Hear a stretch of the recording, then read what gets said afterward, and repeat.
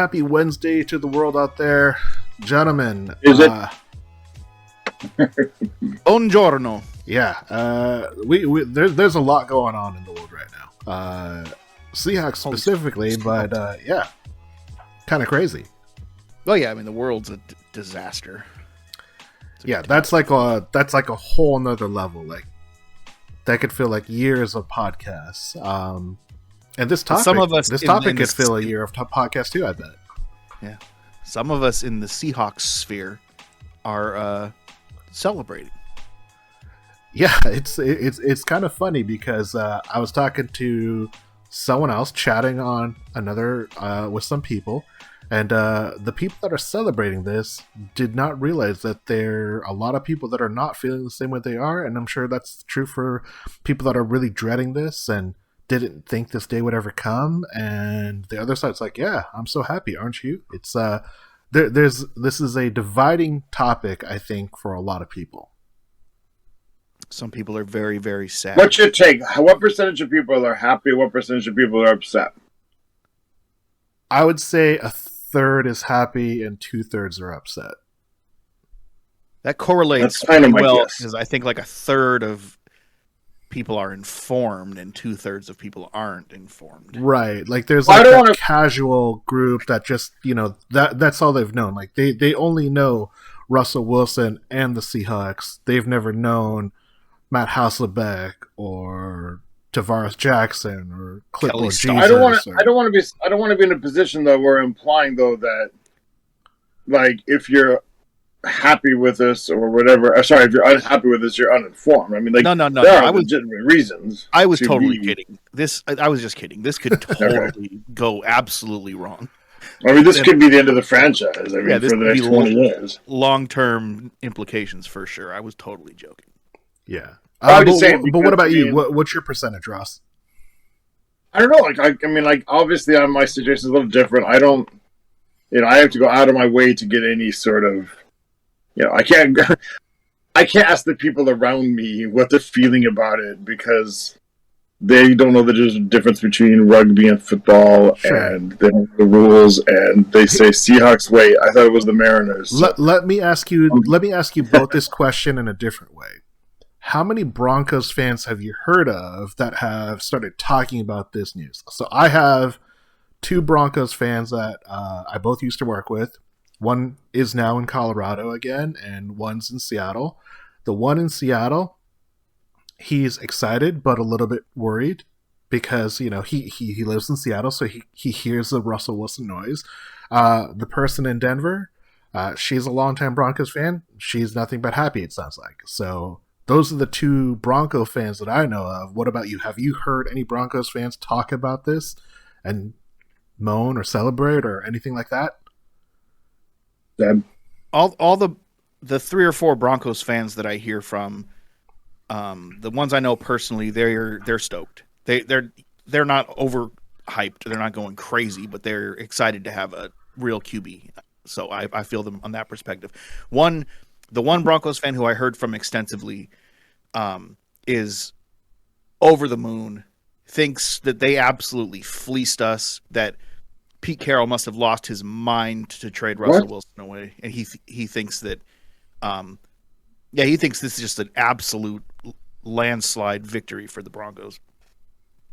Weird take to me, but I mean, it's certainly a take. Ross, do you know any Broncos fans, or have you talked to any Broncos fans, or found any opinions or takes from Broncos fans? I mean, so when the trade happened, it was 4:00 in the morning, and my friend Tony thoughtfully checked his clock, checked the time, and woke me up.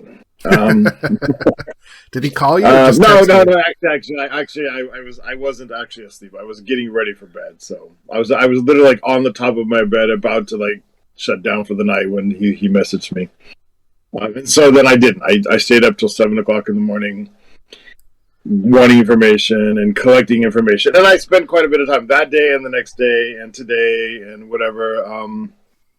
Collecting information like online, and like I've come across a lot of I went to like NFL.com's Twitter feed to see, and then the Denver Broncos, and So I don't know any Bronco fans. I'm kind of proud of that. But I've read some opinions, and yeah, the Denver Bronco fans that I've come across are pretty happy because they should be. I mean, like they feel like they. I mean, of course, everybody wants to be really optimistic about their team. They think they're one piece away, and they think that was the piece. The only negative I've seen is a few people slightly bemoaning maybe Noah Fant a little bit, somebody they wanted to keep because he's so young, and that does seem, that's part of the future kind of thing they thought. And he was a first-round pick not too long ago, just, 3 years ago. So yeah, you usually want to keep your first-round, but I mean, it's not a premium position necessarily. The NFL crowd at large, I think, mostly feels... I mean, this is why I feel like it was probably a fair deal. Because I see about as many people think that we were dumb as think the Broncos were dumb. But I also feel like there's quite a few people that just say, yeah, that kind of makes sense. Especially like the people actually whose opinions actually I value. More educated people. They seem to be almost exactly like that. Like, Seattle maybe probably wanted more but couldn't get more. But they got something fair. Denver got what they needed since Peyton Manning left. Apparently they've started more quarterbacks since Peyton Manning retired than any other team except for the Jets. 11 quarterbacks. Yeah. So, yeah, I mean, it's only in Seattle. It's like Seattle, like a lot of people lost their minds, which is weird because on our website, I saw at least one or two people kind of characterizing us in Seahawks Twitter is really happy and ran Russ out of town. But I'm like, apparently there's a different Twitter because my Twitter is all full of shock and awe and sadness and despair and Drew Luck what and who's gonna take snaps that and. So I felt it was 70% or maybe even 75% were really freaking out about this in Seattle. Yeah. That was my take. Just my guess. I mean, again, I have a very hard time sometimes getting my thumb on the pulse of things over there. Yeah. And by the way, don't take your pulse with your thumb because you'll end up with a double. Well, we are the Hawkscast.net podcast. I am Sam. With me, as always, is Evan Ross. Check us out at Hawkscast.net, at Seahawks on Twitter at Seahawks Podcast or Seahawks Forum. This is kind of a crazy day. The Seahawks see the end of an era as QB Russell Wilson has been traded to the Denver Broncos and middle linebacker Bobby Wagner has been released as a cap-saving move. Seahawks receive 2 first-round picks, the 9th overall pick in the current draft, and then the Broncos' 2023 first pick, 2 second-round picks, so they're going to have the 40th pick overall in the second round this year, and then a 2023 second-round pick, a 5th-round pick, tight end Noah Fant, as Ross alluded to. He was a first-round pick, 20th overall in 2019. Defensive lineman Shelby Harris, who's a little bit old, but has actually been pretty solid the last few years. And QB Drew Lock, another former 2019 pick. He was a second-round pick, 42nd overall, in exchange for QB Russell Wilson and the Seahawks' 2022 4th-round pick. The trade. Wait, are you saying Russell Wilson was traded? Oh, sorry. The trade won't be official until the league year starts until mid-March, but cutting Bobby does go into effect right away, where the Seahawks save around $16.5 million cap, something that we have talked about very extensively in the previous podcast year. This is the start of year 7 for us. The Seahawks now have $51 million in cap space, which is currently the second most. And Russ and Bobby are the last remaining Seahawks from the 2013 Super Bowl winning team. It's truly the end of an era when you look at it from that way. But we are really going to just jump right in. We're going to go straight to topic number 1. Zeb, how are you feeling about the trade of Russell Wilson? I have a lot of feelings, but I think the first and foremost is that I'm excited and I'm interested to see what's going to happen. There's no doubt that this is bittersweet. If I could have had the one thing that I wanted that I would have had would be Russell Wilson retiring as a Seahawk with multiple Super Bowls and a bunch of records and ending up in the top 3 or the top 5 all time at a bunch of stats and stuff like that, and bringing home a bunch of Lombardis.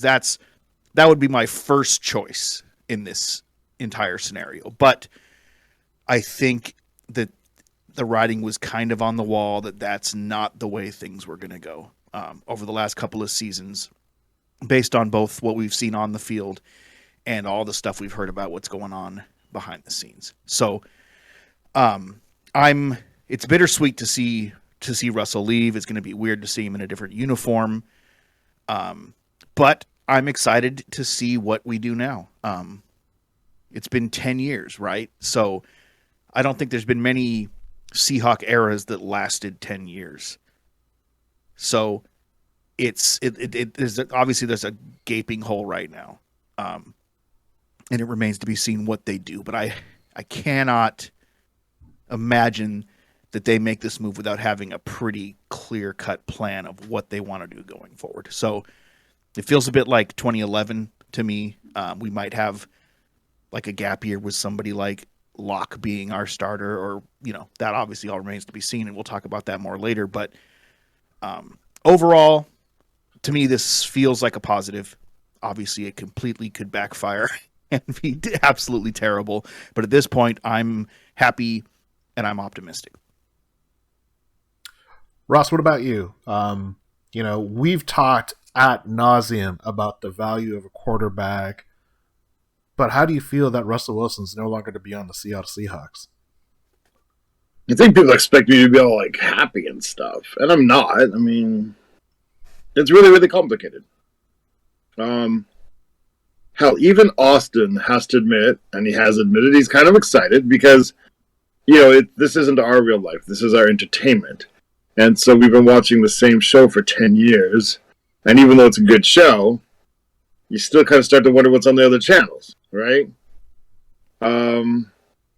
And thinking about today, like when Pete and John were most effective was tearing down and rebuilding like the beginning level, from scratch.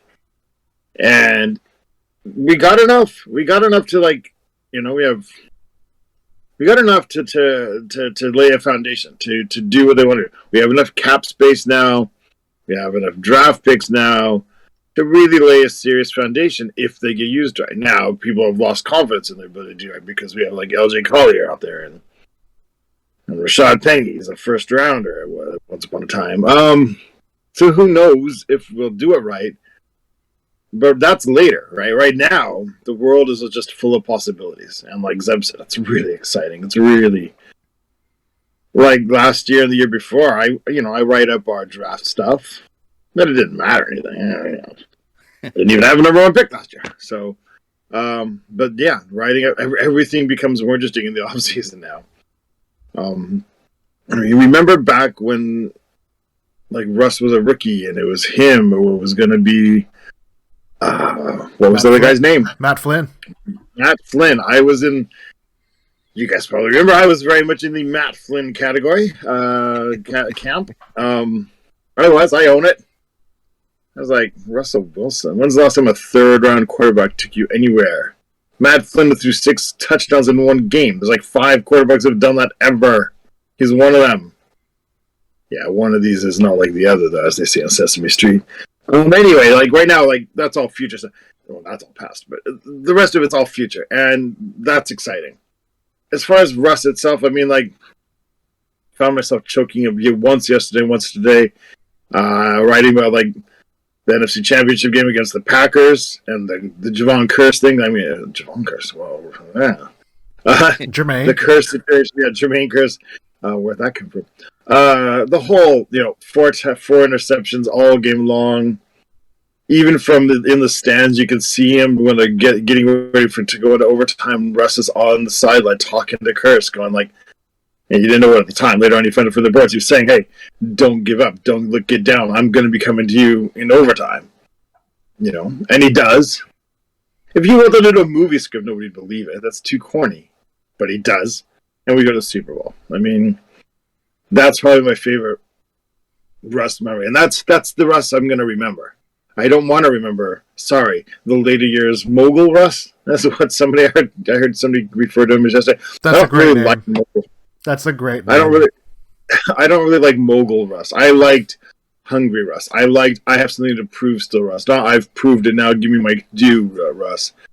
Hungry and humble. Yeah, I loved that Russ, and that Russ taught me a lot.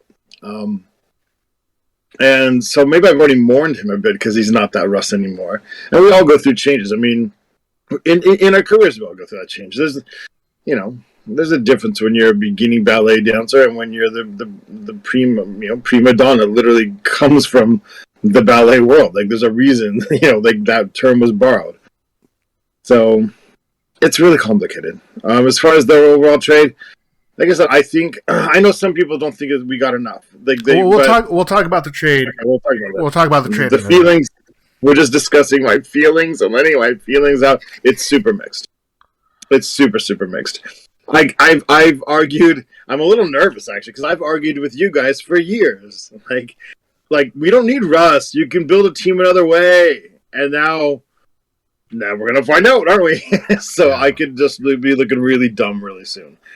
Later this year, or next year. Give it a year to build. We'll see how it goes. So I mean, this doesn't normally happen. You don't usually trade. Like I was sad a couple years ago. I thought like the Vikings had a chance to prove that you could build a team another way, and so they decided to overpay Kirk Cousins. So. Ironically, it's the Seahawks were the first team to prove that you can win it other way. You can get rid of your franchise dude and either try to draft another one or build a different way. Or my theory is going to be put to test, ironically, by the Seahawks, which I didn't think would happen ever. So, I sort of did, but didn't. So we'll see. Yeah, I mean, it's interesting that you talk about that because I think, and feel free to tell me if I'm wrong, but I feel as if I was the one that was the most pro keep Russell Wilson because quarterbacks are hard to replace. Yes. And you have always said if the dude wants all of our children and $80 million, you have to keep your franchise quarterback. So which I get. This is a very interesting. So my first feelings about the trade is like, I'm shocked. I'm shocked that it happened just because I didn't think it ever got to that point. Now there was definitely signs, and maybe that's just me being a little bit like naive, thinking like, oh, they'll figure out this is just more stable route, or like Russ just wants to like gain his way for a new contract because Aaron Rodgers announced that he signed a $200 million 4-year extension, and then quickly said, "No, I haven't signed anything yet. Like, don't take away my limelight, Russell Wilson. I haven't signed it yet, so I could change my mind." But I feel very mixed. I think like you guys. At the end of it, I'm okay with the trade. I do think that it was time for both parties to move on. But ultimately, like Russell Wilson, he brought us our first championship. He brought us such notoriety. He was the biggest star in Seattle for the longest time. He and a bunch of other people. And, there are so many stars on the team that you could really pick. Like, what do you want to focus on? Russell Wilson was obviously the easiest one for a lot of people because he's a quarterback. It's the most popular position. It's the one that's going to give you the most notoriety. But those first early years of Russell Wilson and the Seahawks, like, just if you give him the ball with 2 minutes and it's a tie or 1-score game, he's going to win you that game. He's going to get it to overtime. That was just like the philosophy that everyone had. And I think until about 2020, everyone for 9 years, that's what everyone expected. Even if you weren't the biggest Russell Wilson fan, he was someone who's going to win you that game. And we don't know what we're going to get next. The fans are going to be tested. The front office is going to be tested. The team is going to be tested in a way that we've never had. Like, we had that 3.5 game stretch with Geno Smith. And as much as I thought Geno was a decent quarterback, he's never someone that I thought should be taken like snaps away from Russell Wilson, even if Russ was, not 100%. And we saw what that looked like. It's going to be interesting because we're going to be looking at really, really unknown quarterback play. We don't know if it's Drew Lock. We don't know if it's a rookie. We don't know if it's another quarterback that the Seahawks are going to trade away with Drew Lock as a chip or a first-round pick as, or a second-round pick as a trading tool. So there's that excitement, but for me, it's also like, man, like, this philosophy of paying your quarterback and retaining a franchise quarterback, this is almost an unheard of thing, just not for the Seahawks and for fans, but just the NFL overall. Because Matt Stafford, people will say that he was a franchise quarterback and, he was the missing piece to the Rams. That Rams team was super stacked. They could have won with a quarterback of lesser quality than Matt Stafford, in my opinion. But he was the one they got. That's the guy they won with, so kudos to them. This is a whole nother life. I don't compare Matt Stafford anywhere close to the quality of Russell Wilson. Their numbers don't match up in any way. Obviously, the Seahawks and the Lions are very different teams, but Matt Stafford's, to me, 1.5 tiers below Russell Wilson, just based upon what Russell Wilson has done for over a decade in Seattle. So I'm sad to see him go. I'm shocked that Pete and Russ couldn't work it out, but, they wanted to part ways and they found a trade, and he's a Denver Bronco now, which is super weird to think about. It's weird, all right. Yeah. I mean, I have my Russell Wilson jersey. It'll probably stay in the closet for a while, but, I'll still wear it, one day in the future. So we'll see. I mean, Russell Wilson also has a lot of ties to the city still. He's a partial owner in the soccer team, so I don't see him completely abandoning Seattle. But we'll see. It's a lot of unknowns. So many. I'm not mad at Russell. I'm not upset with Russell. I don't wish him ill. I hope he is successful. I just preferred him when he was cute and not trying to be sexy. Can I say something weird? Always. When do you not? Actually, you know who I feel a little bit bad for? Well, maybe more than a little. This is going to sound really, really weird. The kids in the children's hospital. Yeah. It sounds weird, but, literally, that he comes, what is it, every Tuesday? Every Tuesday, which is their off day. Right. So every Tuesday, Russell Wilson's there. And there's some kids in there who are there for months and months and months, or years. And, every Tuesday, Russell Wilson's there. And he's not going to be there anymore. And well, now some kids in Denver will get their Russell Wilson. Right. I mean, that's great for them. But, those kids who kind of, who have had so much taken away from them, who lost so much, who having such a hard time. And it's almost like when you're in a relationship, if you're a single father or a single mother, you shouldn't introduce your new boyfriend or girlfriend to your kids too early in case they get too attached and you end up the relationship doesn't work out. They get too used to having that guy or that woman around. So nice, and all of a sudden, because now they're breaking up with them as well, right? Right. Russell Wilson just broke up with all the kids in the kids' hospital. I feel I know it's a little weird thing to say, but I just feel a little bit bad for them. I think actually the Seahawks should go out of the way and sort of make some sort of program to make sure at least some players are still going. Yeah.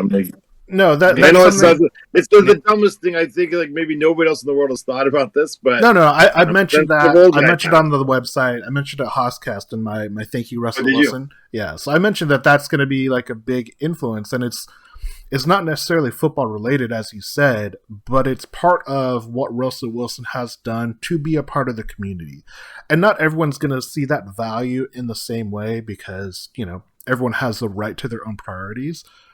But I think that it definitely endured him to a lot of fans. A lot of fans, they could give or take it. That didn't impact them in any way because they solely look at Russell Wilson as someone who plays football, and football shouldn't be his only priority. I don't believe that. I think people should be well-rounded. So I think that is going to be a huge loss for the community of not having Russell Wilson go and see kids that, really could use anything to help them in really, really trying times. Yeah.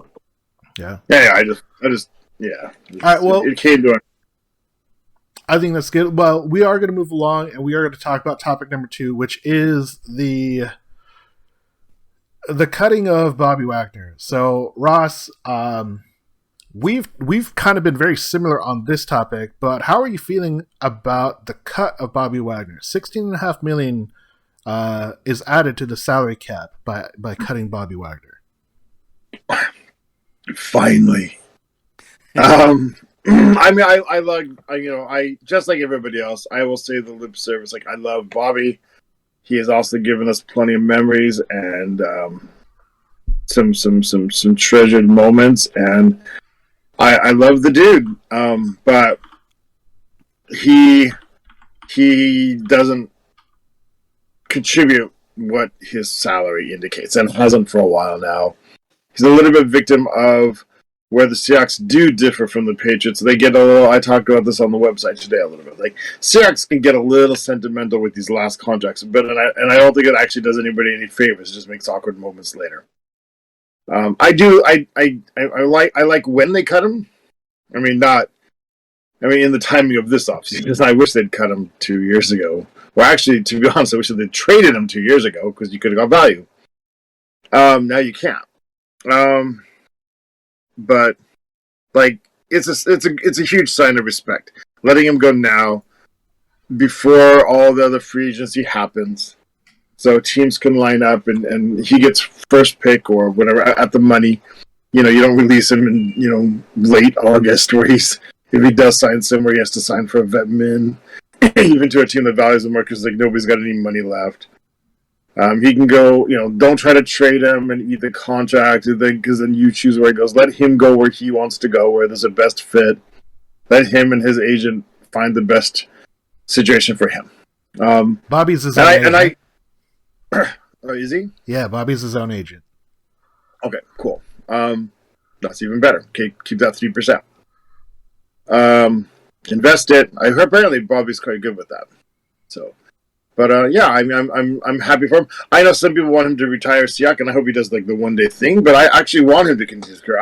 I want him. What was it? What was the guy's name? Who was the Pittsburgh Steeler middle linebacker we brought in? Chad. It's no. Are you talking about Kirkland? Levon Kirkland. Oh, that guy was huge.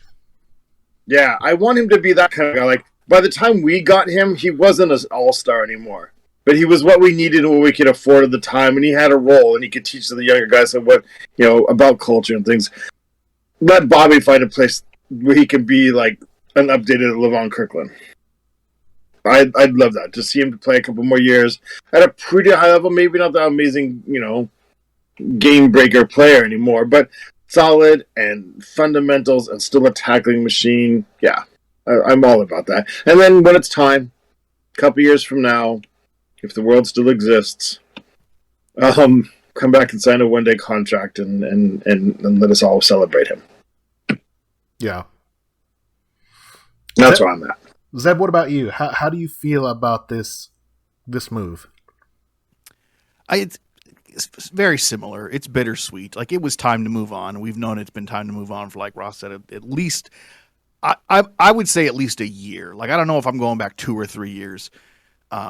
He was still playing at a very high level at that point. But the last year and the year before that, you could start to see the signs. So it was time. It's time to move on. I don't feel like...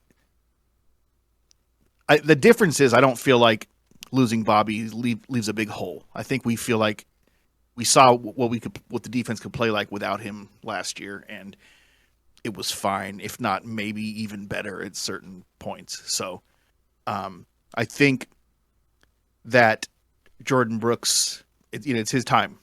He's young, he's hungry, he's fast. This is what we picked him for. He was the heir apparent all along, so it'll be good to see what he can do.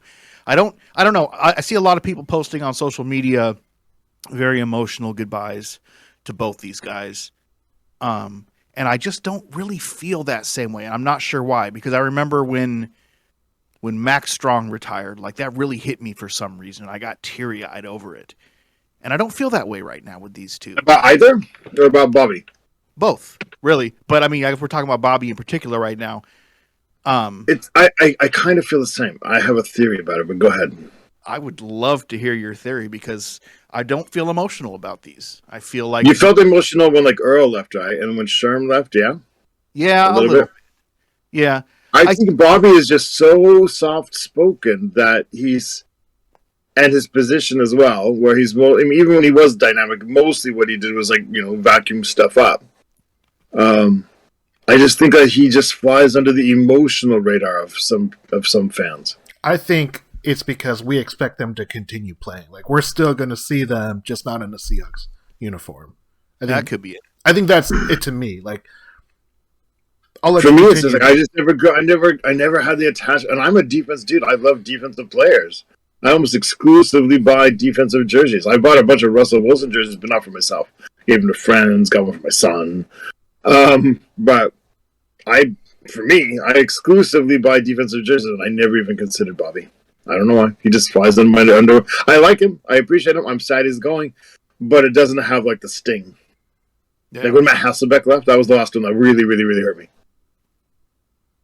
Maybe it's because we're calloused now. We've been hurt. Maybe, but the thing is, like, I'm kind of converse since my son was born. I've become a much more. I used to be like emotionally stunted. Like, you couldn't make me cry, no matter what. But like now, like I'll watch like an ad for a Pixar movie and cry. Yeah. That's what having kids does to you, Russ. I'm with you. It's weird. So I don't know. But I'm with you, Zeb. It doesn't have. I even the Russ like I don't have quite with Russ. I think for me it's a different theory. Like I said a few minutes ago, I feel like I've already sort of been mourning. Like when Russ first showed up on the set of Entourage, I started to say my emotional goodbyes. Maybe and that was a while ago.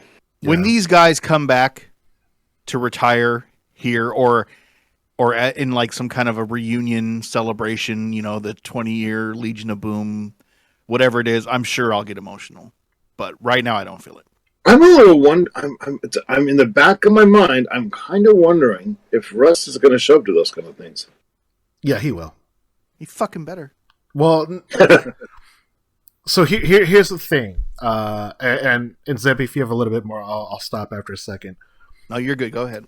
So the thing with Russell Wilson is a lot of us, and this I include myself in that, is like there's a certain level where you say like this can't be real. Like this guy is just too corny. He's too cheesy. He's too chock full of cliches.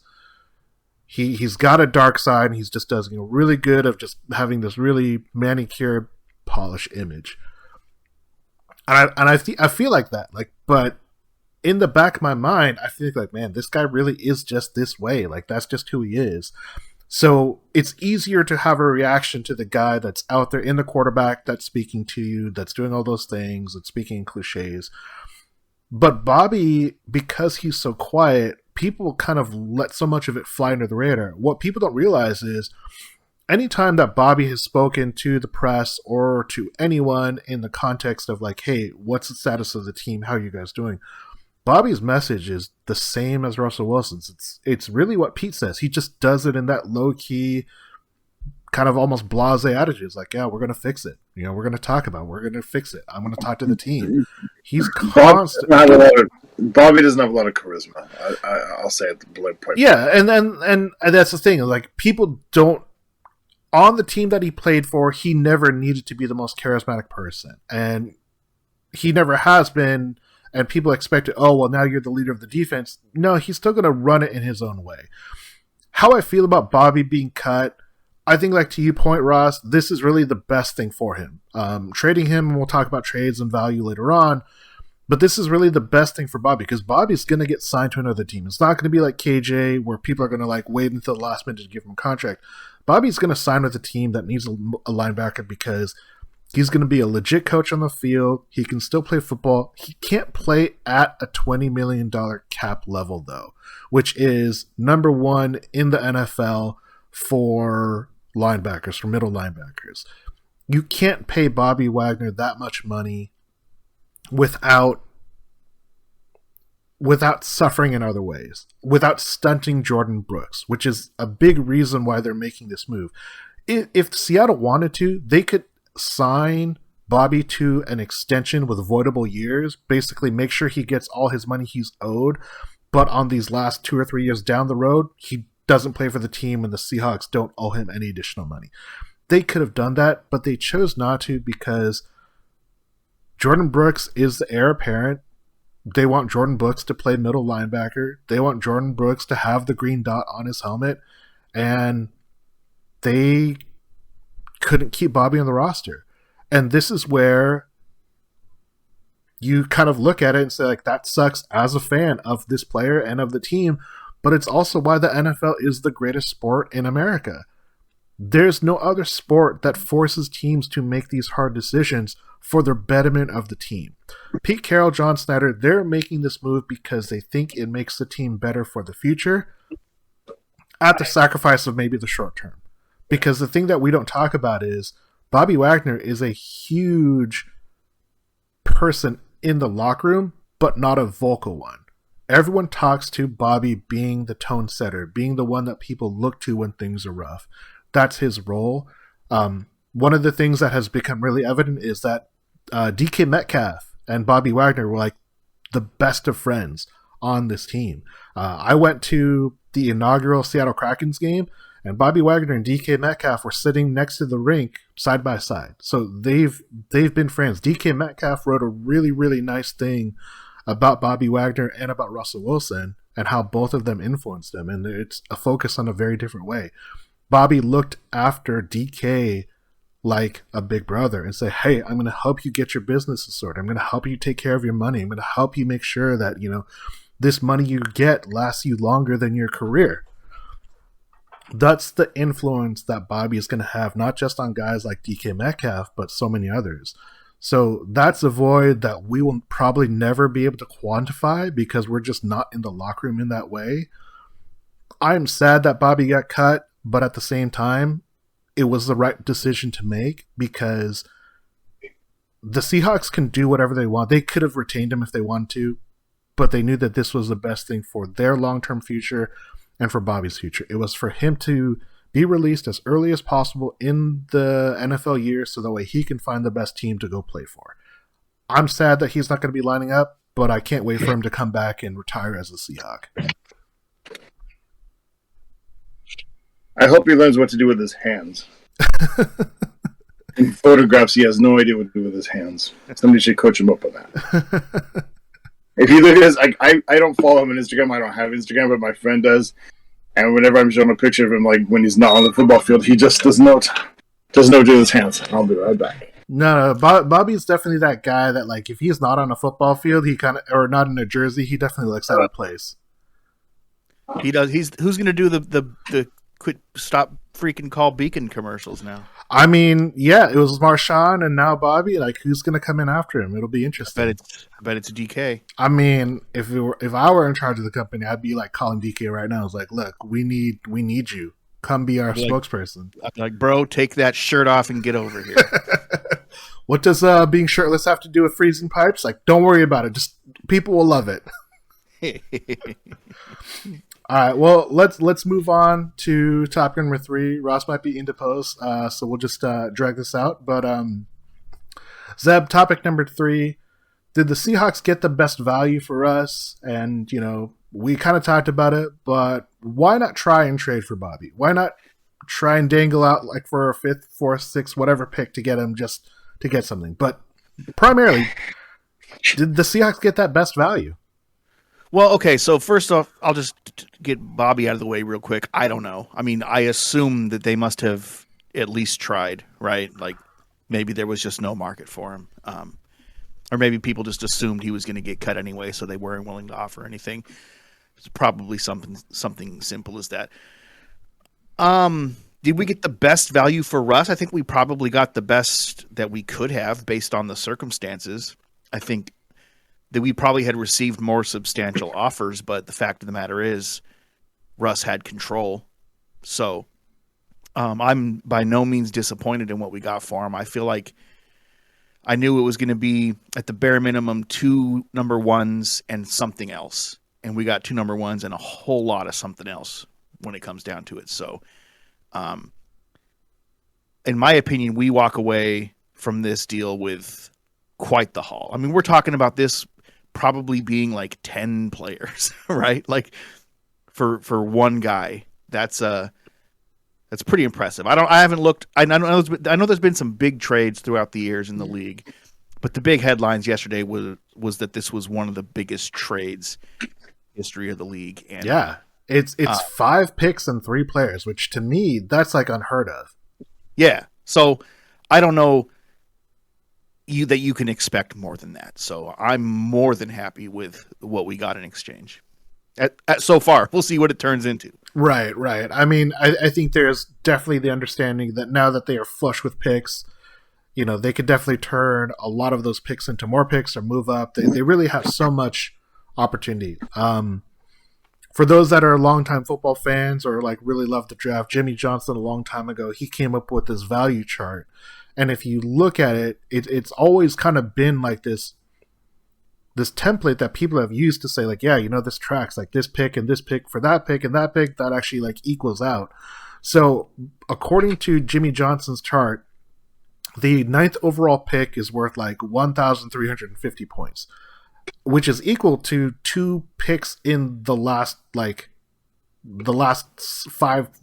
or 5, 6 picks in the first round. So that's how valuable picking 9th overall is, compared to picking in the high 20s or in the 30s. So Seattle easily could turn the 9th pick into a lot more. It'll be interesting, but I'm really with you, Zeb, where I do think because of Russell Wilson's no trade clause, and because that's such a unique thing in football, that really changed what happened. So before the trade, Russ was on a bunch of talk shows. He was with Sierra, and they're saying, like, people have talked about playing in Maryland. Like, I'm a Seahawk for now, and I want to play there forever. But, he always adds a but to leave the door open. But he had the choice. He could have gone to a lot of teams. The rumor is that Philadelphia offered a trade, Washington offered a trade, and Denver offered a trade. And he did not want to play on the East Coast for whatever reason, which left Denver as the only viable option of the teams that were willing to make a move. Because a lot of the West Coast teams have a quarterback. The Niners weren't going to trade for him, because my head would explode if he played for the Niners, honestly. But all the West Coast teams have a quarterback except for Denver. So, there's maybe some the Niners. The Niners kind of don't have a quarterback. I mean, they're going to trade their quarterback already. That's like the expectation moving forward. But I think when you factor in all those things, you factor in that Aaron Rodgers just got an extension at $50 million a year that he wants to let everyone know that he hasn't signed yet. That Russell Wilson has a contract that expires in 2 years, so he's going to want a contract this offseason or next. He doesn't want to go. He's done this before. He doesn't want to go into his last year without his contract being resolved. So this is the offseason where he really wants that contract resolved. Denver is going to have to sign him. We have a prediction about whether or not he's going to get his extension or not. That's on his forefront. And before Aaron Rodgers, he said, he wants to make more money than Pat Mahomes. And Pat Mahomes has like a 10-year, $500 million contract, I think. Yeah. It's such crazy money. It's just kind of hard to fathom. But 5 picks, 4 of them in the top 2 rounds. You get Noah Fant, who was a first-round pick. You get Drew Lock, who was a second-round pick. You get Shelby Harris, who looks like a quality defensive lineman. He's averaged almost 6 sacks over the last 4 years.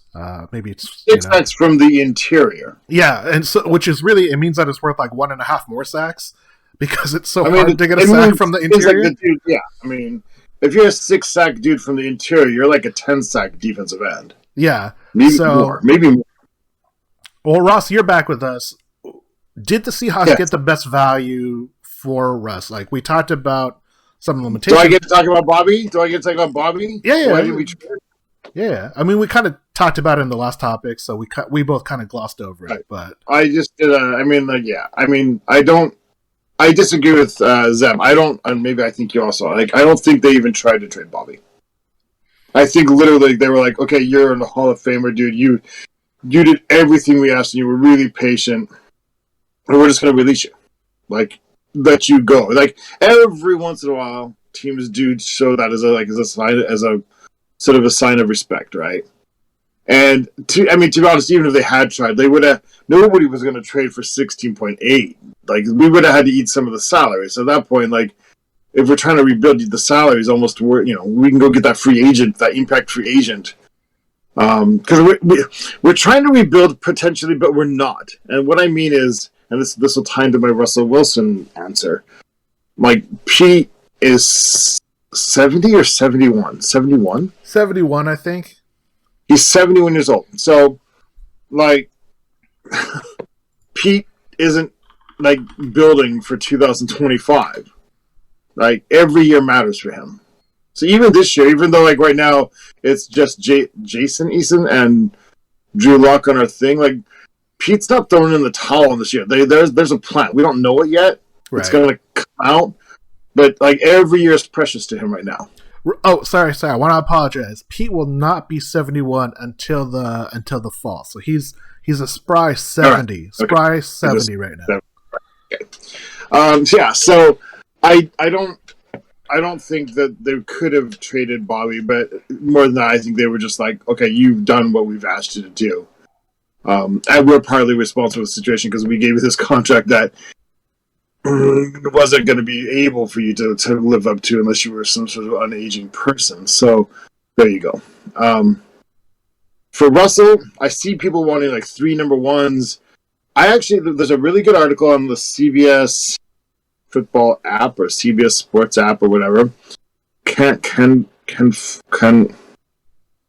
I forget the writer's name? Yeah, I've talked to a lot of people. I never remember the dude's name. Canfora, whatever. Lockenfora. Yeah, there you go.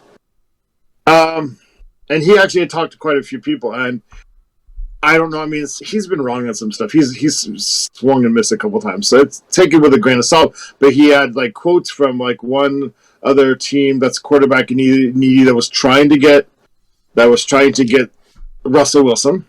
And they said, look, like Pete's 70 or 71 years old. Like he's, people say you want 3 number ones, but like he's not out there trying to get 2024 picks. Like that's his last year of contract. He'll be done. Like he'd rather have 2 number ones coming sooner. 2 second rounders than a first rounder if they're, if he can use them. Right. He ain't trying to build for the future. He wants to play now. He wants to win now. Even though you get rid of Russell Wilson. So I think they got what they could. It's ironic. Russell Wilson made it harder to trade him because of his no trade clause. And the Seahawks weren't going to totally rip themselves off. But at the same time, what he was doing, the antics last year made it really hard. If you make it desperate, if you make it sound like you're not going to play at all for Seattle, then Seattle can get less for you, but they're not going to take less for you. So Russell Wilson shutting up this offseason, I think, was partly because that way it helps the Seahawks make the trade. If it doesn't look like, it's inevitable that you can get more. Plus, I think Russell Wilson really didn't want to be the bad guy again this year. Yeah. I think he was a little bit stung by the backlash last year. I don't think he wanted to be the bad guy. So, all things considered, I think they got what they could. They didn't want to send him to the NFC, so all NFC's out. He wouldn't go to the East Coast. I don't know when all of a sudden Denver started to be considered the West Coast because I've got a map and Well, when you're in Southwest, 2 days ago, Denver was never the West Coast. Yeah, but when you're in Southeast Alaska, everything's relatively West Coast. I guess. I mean, it's just like literally until 2 days ago, I had never, ever, ever heard. Like literally 2 weeks ago, when I read the quote a week and a half ago, the quote by Russell Wilson saying he just wanted to stay on the West Coast, I actually thought, okay, well, Denver's out. Well, you know what, Ross? What that means is you are so far removed from our AFC West days that you forgot that Denver was part of the AFC West. Well, I didn't think there was like a football conference. I mean, I know that there's the AFC West, but I just thought, the AFC West, the NFC West used to include St. Louis. What? St. Louis is not a West Coast city. The NFC East still has the Dallas Cowboys, so it obviously does not make sense geographically. I mean, yeah. I was like, okay, Denver's now the West Coast. It's the most west we're going to get. I mean, 67 million years ago it was, but anyway. Yeah. Anyway, like, with all the restrictions in place, we got what we could. And so here's a question I want to ask both of you then.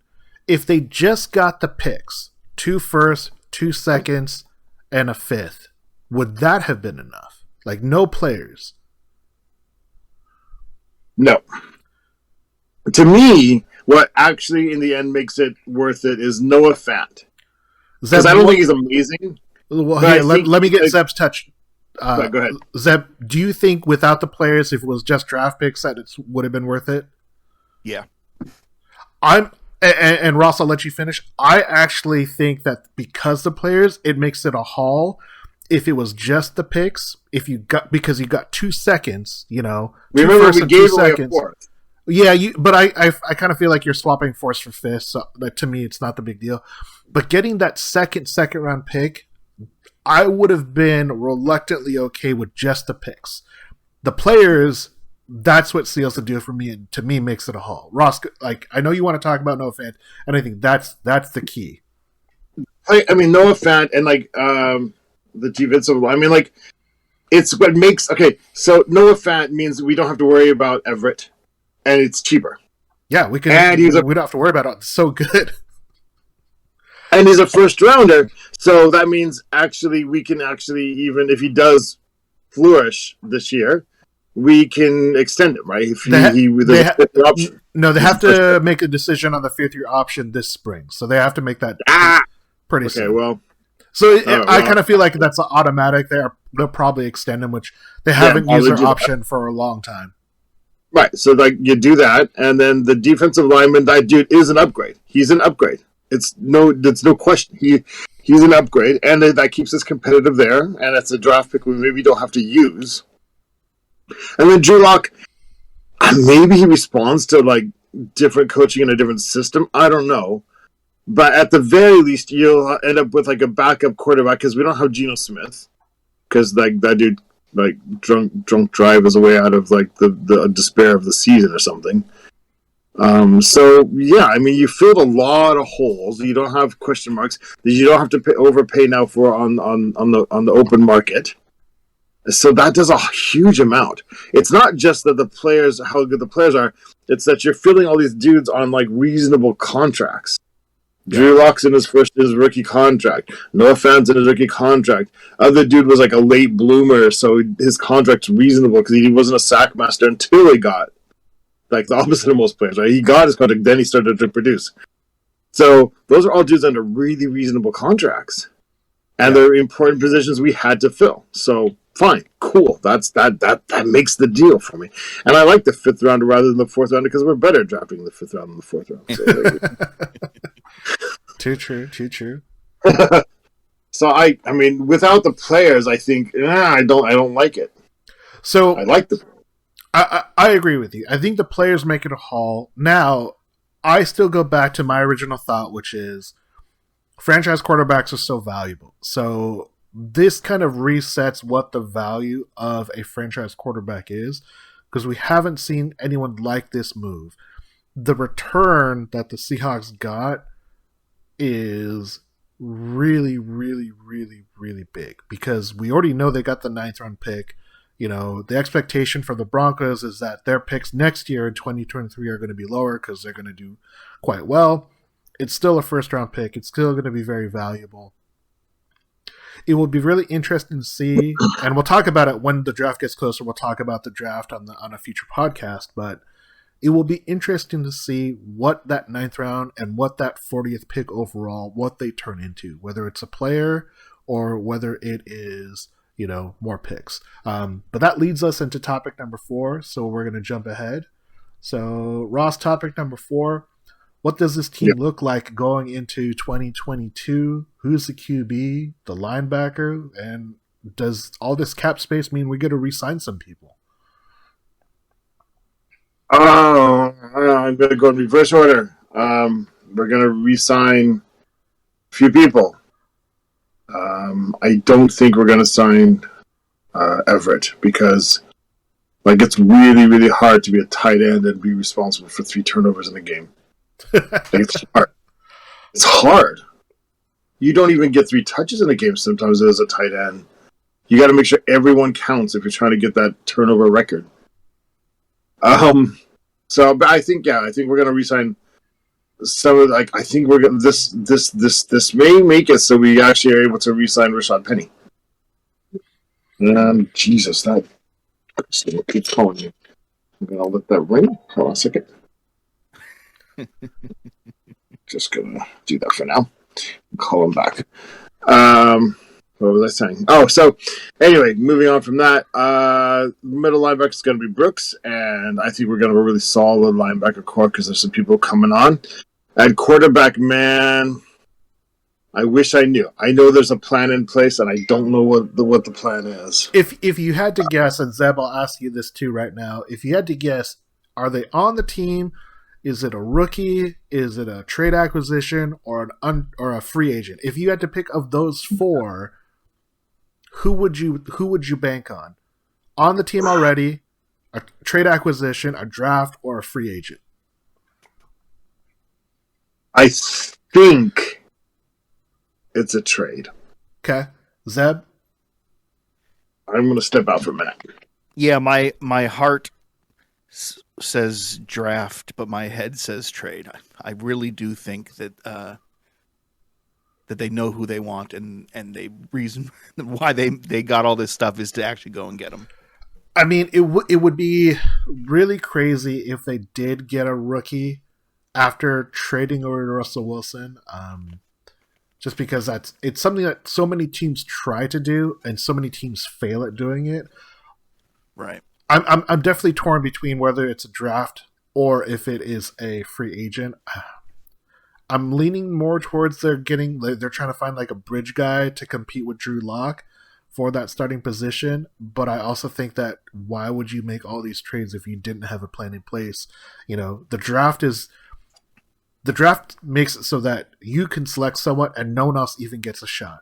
With the 9th pick, they're going to have really the pick of a lot of people of who they want.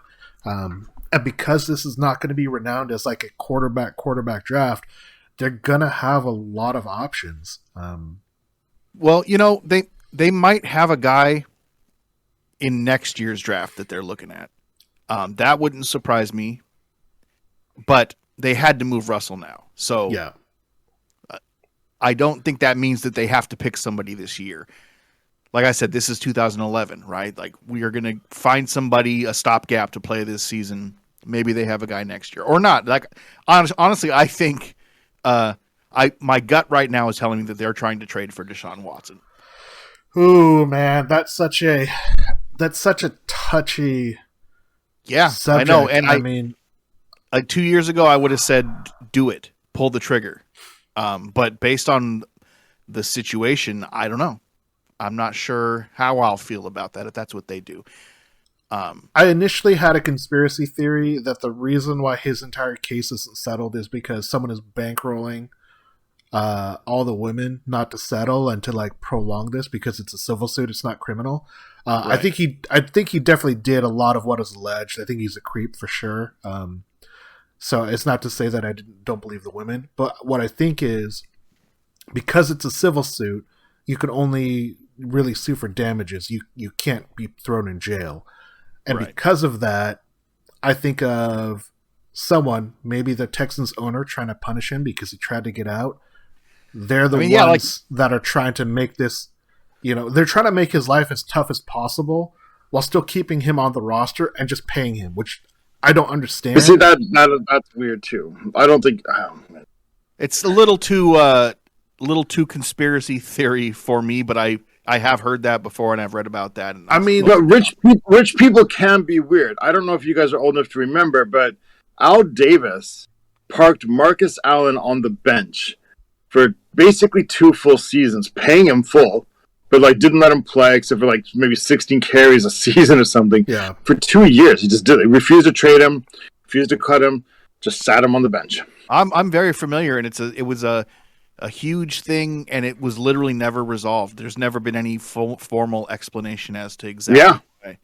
I mean, so like rich people can just be that way, right? Right. And that's the thing is like, I'm not saying that is the reason, but I'm just saying like the Deshaun Watson situation is just so weird. It's his lawsuit. It's the NFL, the way they're handling it. They're taking this weird like backed out position.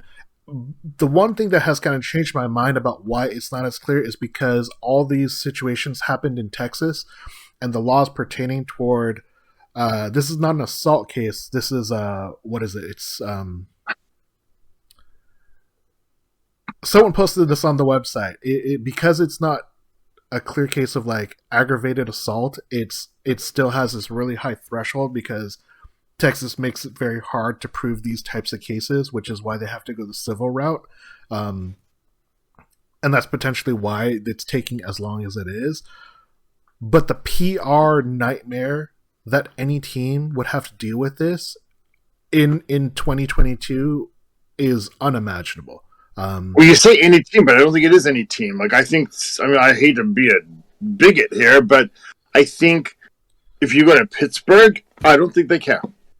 I mean, they've shown that they didn't care because Ben Roethlisberger had, 2 allegations against him? Yeah. If you go to certain towns in certain cities in Florida, I don't think they care.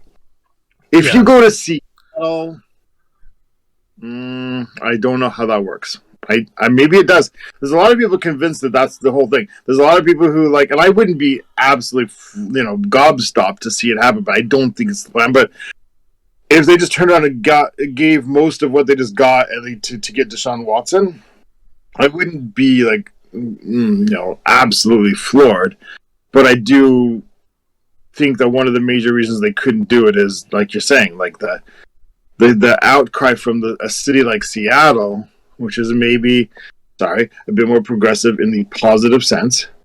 I don't know if that's a good mix.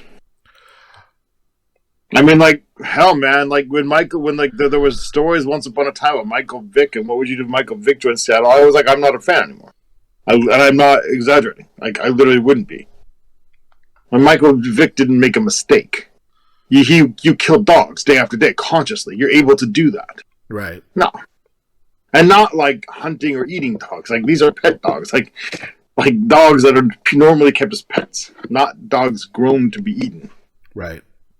I mean, like, that's not a mistake. You didn't mess up. That's what you were trying to do. Right. So I was like, I'm out, man. But he never came, so. So I got to save my outrage for something else. Yeah. We kind of got derailed, but I feel like Deshaun Watson's name is definitely the most common thing that I'm seeing. I'm seeing Deshaun Watson, or I'm seeing a rookie that they're going to take with the 9th pick. Those are the two that I'm hearing the most. I do not see us taking a QB at 9. I just don't see it this year. Here's the thing. I don't think we should, but I think we should super, super threaten it.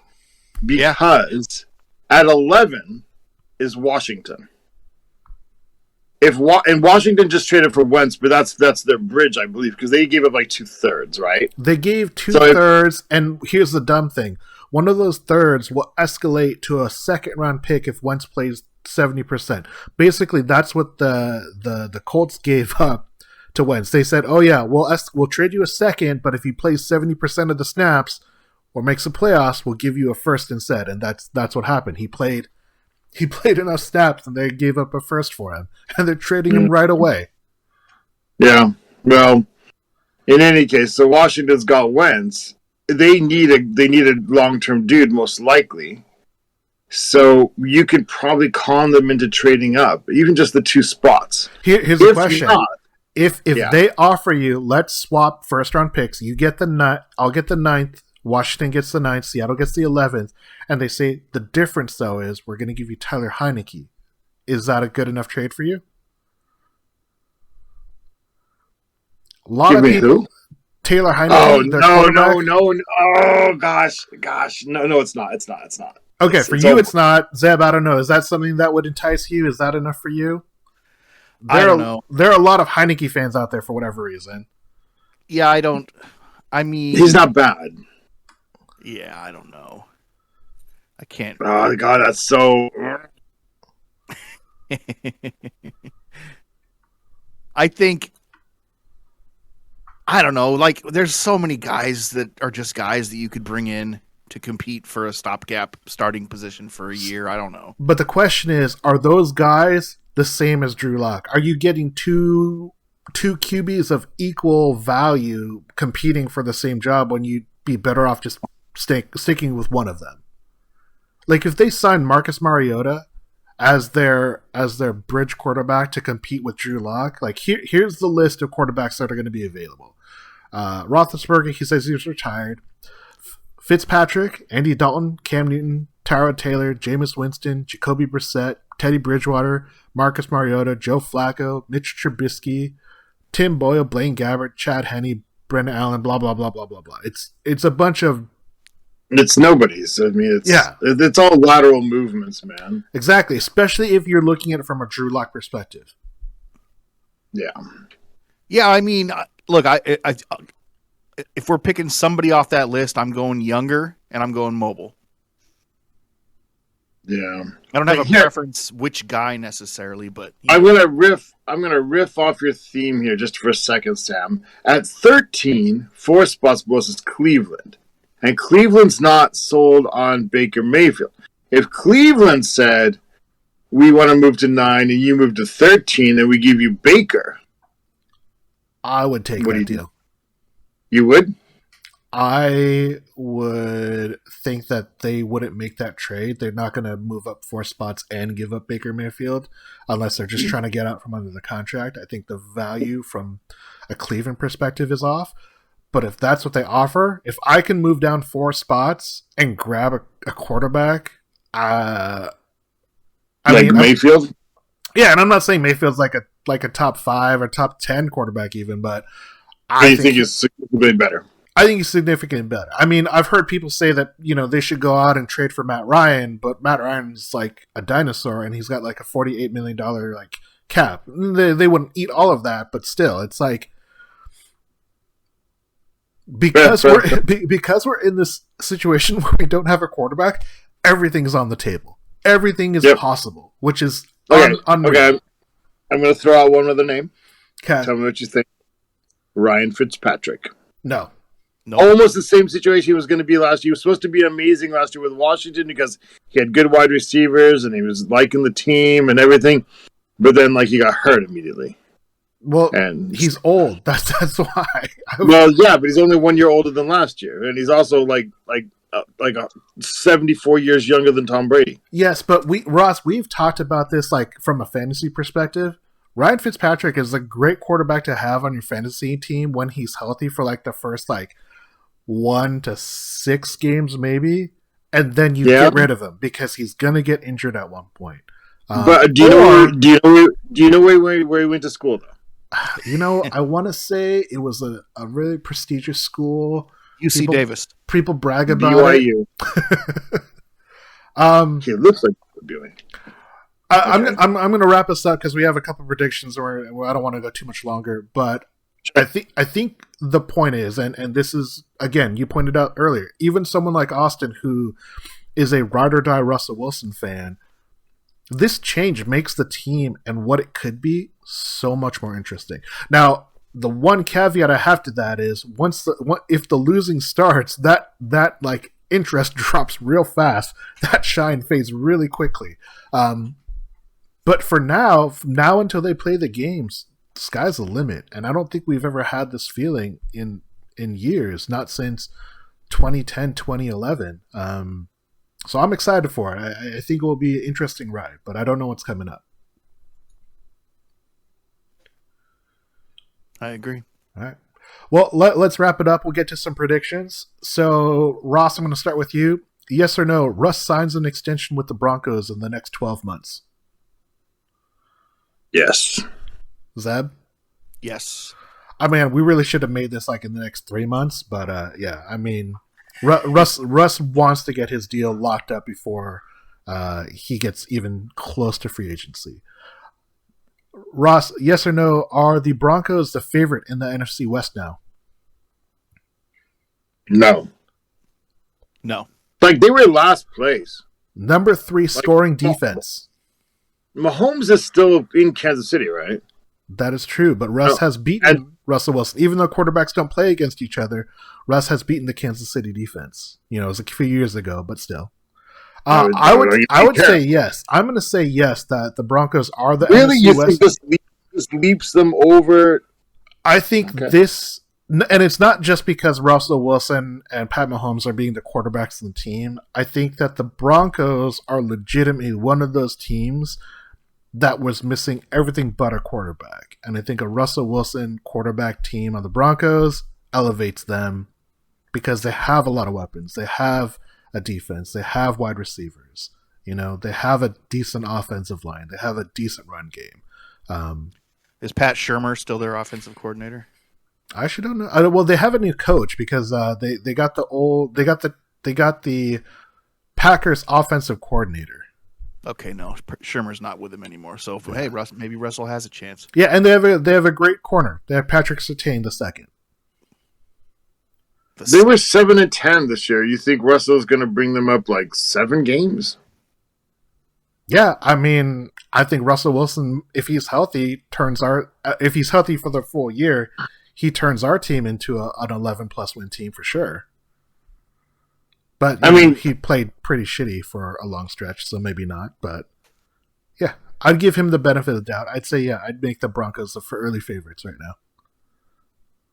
Yeah, fair enough. All right.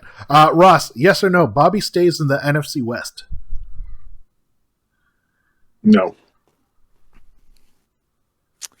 No. Zed? Yeah, not. I'll say no as well, even though it wouldn't surprise me. I'm trying to think about what teams he would be able to sign with. Baltimore. Of the NFC West teams, I feel like of any of the teams that he could sign with, I don't think he would sign with the Niners. They already have a middle linebacker in Fred Warner.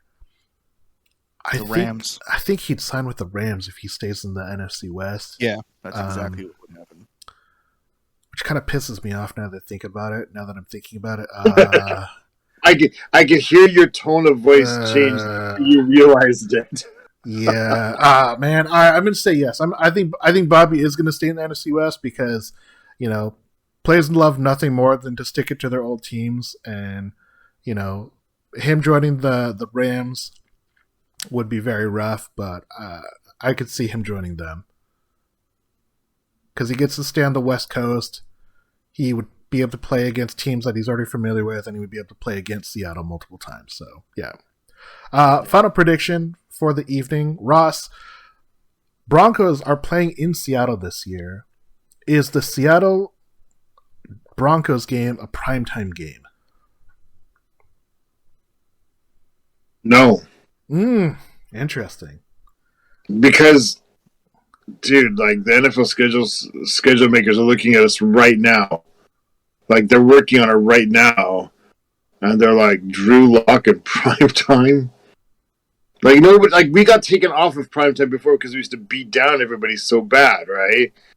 Like we're gonna there's gonna be a lot of thought out there that we're just gonna get beat down every game. Yeah. So. No, nobody wants to see that. But Russell Wilson coming back to Seattle, come on. I think that puts it over the top. I think no matter what else is going on. No, maybe I'm naive. I'm with Zeb. I think that this is it's a marquee matchup just because it's rare to have teams leave like that and play their old position. And we're not the Lions, so there's no joy in Matt Stafford beating up on the Lions. But if Russell Wilson beats the Seahawks, then I think there's only one other team he hasn't beaten in the NFL. So my prediction is yes, it's a primetime game. And gentlemen, those are our predictions and our topics for the day. Really quickly, we do have more podcasts planned. We're going to do at least 3 more in the off season. So we'll do one about more off season drama once free agents are kind of signed. We'll do one before the draft. We'll do one after the draft, and then depending on what happens in the off season, we might plan some more. So those are scheduled. They're going to be in the later part of April because that's when the draft happens. So expect to hear that. Follow us on Twitter at Seahawks Podcast or Seahawks Forum. Go to the website hawkscast.net. Gentlemen, it is time for some shout-outs, though. Shout out to the Ukrainian Armed Forces. Get some. Shout out to the Ukrainians, keeping it real, like really, really real. Really, really real. Yeah. Yeah. Shout out to all them and all you guys. Shout out to Bird for being one of our longtime friends. Shout out to all the people on Hawkscast that have been super active. We have a new one, AU, Seahawk 25, Kiwi Hawk, Known One, P Hawk, Naboli. I'm forgetting other people, but everyone that's gone to Hawkscast.net, we appreciate. Go check us out. A lot of fun topics out there. Shout out to Obi-Wan. There's a new series coming out. We are the Hawkscast.net podcast. Sam, Zeb, Ross, and I, we all wish you a great day, and go Hawks. Go Seahawks. Go Hawks.